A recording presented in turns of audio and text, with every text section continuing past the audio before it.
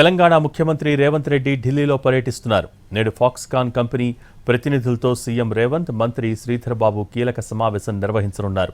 మరోవైపు ఢిల్లీ పర్యటనలో కాంగ్రెస్ హైకమాండ్ పెద్దలతో ముఖ్యమంత్రి సమావేశమయ్యే అవకాశం ఉంది. కేబినెట్ విస్తరణ, రాష్ట్రంలోని రాజకీయ పరిస్థితులు, విదేశీ పర్యటన వివరాలపై హైకమాండ్ పెద్దలతో చర్చించనున్నారు.